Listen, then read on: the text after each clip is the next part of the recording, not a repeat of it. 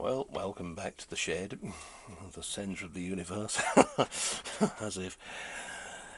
I've got another old crock in bits here today, as you see. It's a WIEN, W-I-E-N.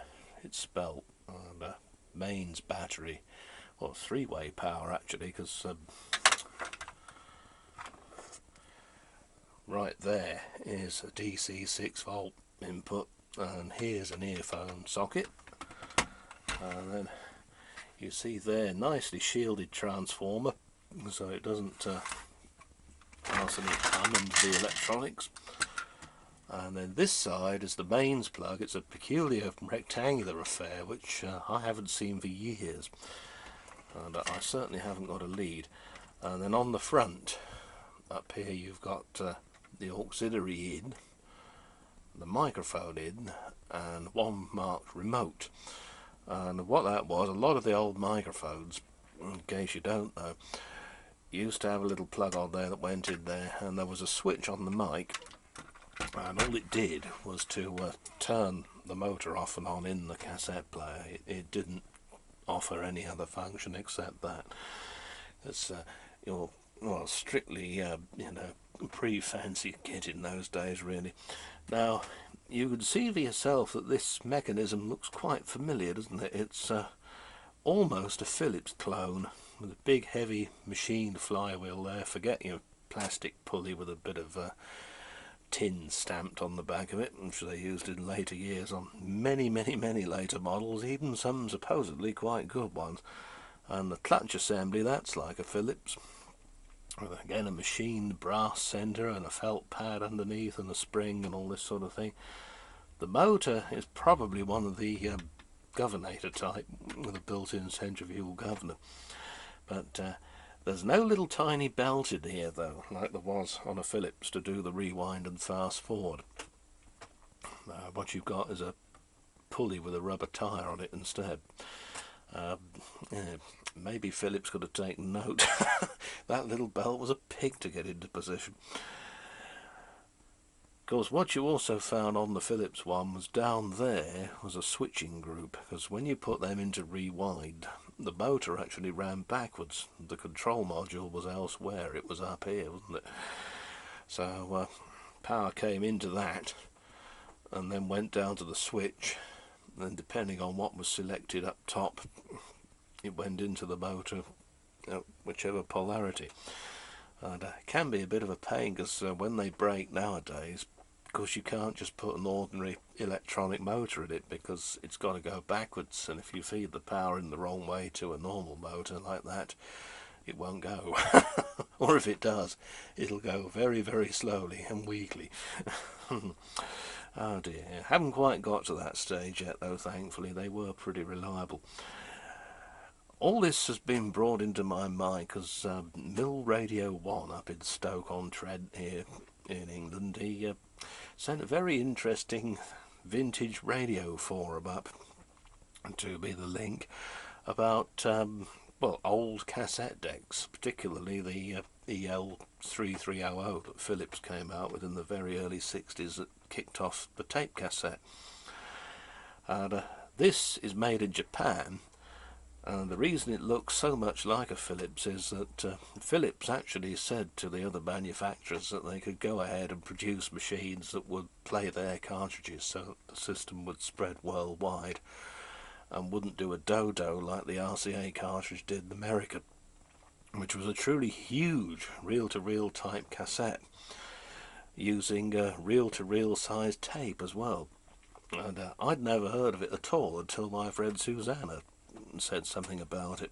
Her mother used to have one or something, but it did the dodo. The tape looks to have been probably about as big as the old VHS video cassette was, so not exactly compact and bijou, eh?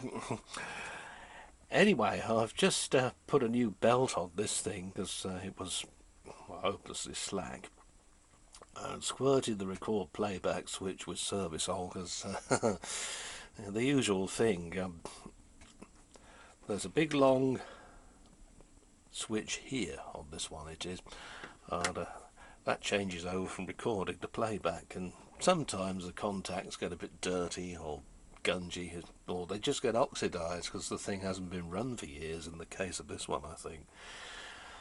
So, having done that, time to pop the back on. As with a lot of these things, very easy to dismantle. There's only the one screw holds everything together.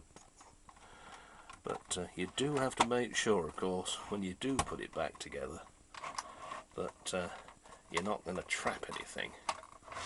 So we don't want to trap anything, because that will snap in the Spriggenwerk and blown fuse and pop in Quark and Mitschwitz and Sparken, as I'm sure they never said in Germany. Oh dear, come along, you know you want to.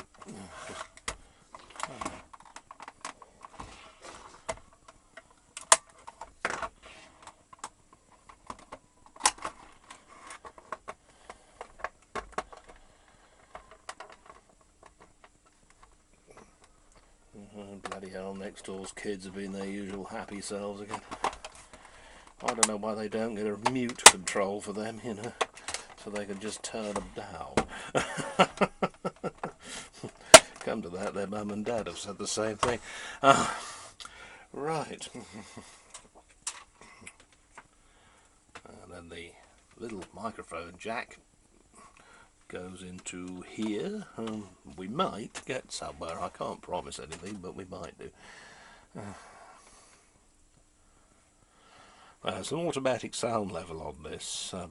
Some early machines had 2 levels of automatic sound, one for music and one for speech. And I think I've seen that on quite a few old Marconi or HMV sets. And I've got a feeling on an ITT ones as well. Can't remember, going old and senile. And some even had the option of being able to adjust the level yourself.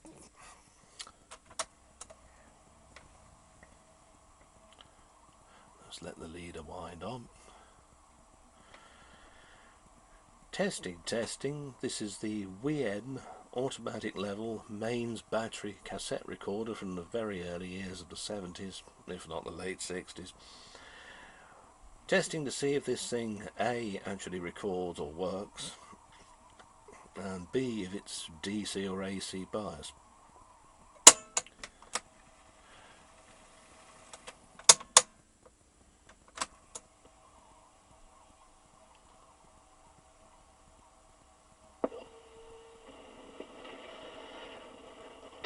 Testing. This is the WIEN automatic level mains battery cassette recorder from the very early years of the 70s, if not the late 60s.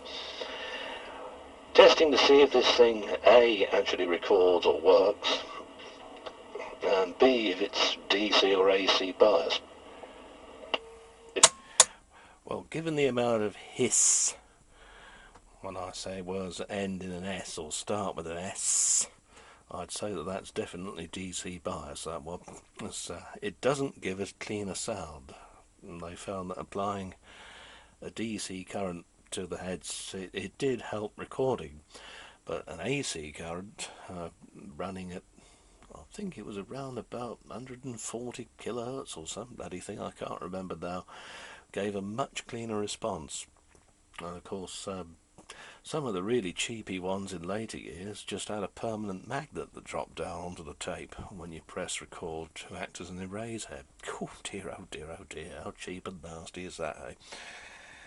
But, well, it would seem that it does work. Playing back a standard tape, the sound isn't that bad as it goes.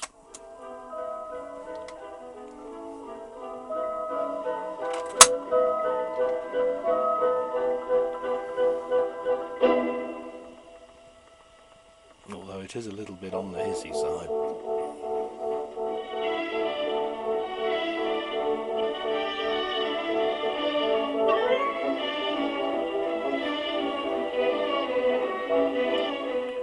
And even though it is DC bias, and it probably was quite a cheapie in its day, it doesn't sound bad really, does it? Quite sort of mellow, especially compared to some of the super tinny offerings offered in later years.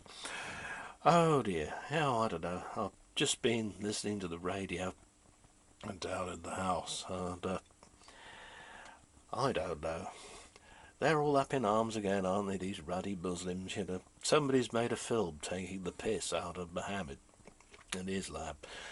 Well, I can think of quite a few films that were made taking the piss out of various other so-called churches. That one is definitely a so-called religion, isn't it? And it's just amazing. You know, when they made Monty Python and the Holy Grail, for example, you didn't see Christians going around smashing shop windows and wrecking TV sets and threatening to burn down Pinewood Studios, did you? You know, the phrase "get a life" does come to mind, and of course, none of this helps these Muslims' cause, does it? Because people just think bloody Middle Eastern hotheads, and that's it. That's what the man in the street thinks. Like it and lump it. Oh dear, I don't know. What a load of crap. No wonder I'm not religious. I remember years ago being in church and I had to go with my gran, and my cousin was with me, and the vicar and the preacher, he was there ranting and raving on about how there was no room for fornicators in the kingdom. And my cousin asked me, "What's a fornicator?" And I said, "I don't know, I'm not religious." Oh dear, oh dear. One final thing about this is that there's no built-in microphone on this deck. And in many ways that was a good thing, because a lot of the cheapies, the lesser brands, they would pick up quite a lot of whir from the microphone. And, well, I say lesser brands. My parents had a Panasonic, National Panasonic radio recorder. And that thing recorded in a truly dire fashion. And if you try to do it live, my God, the mechanism, you might as well have been in the turbine room of the Queen Mary for all the sound you got. Oh dear, and when you recorded from the radio you had to put that monitor switch thing on and it nearly blew your ears off. Thankfully Panasonic have come on a long way since then. Anyway, see you again soon.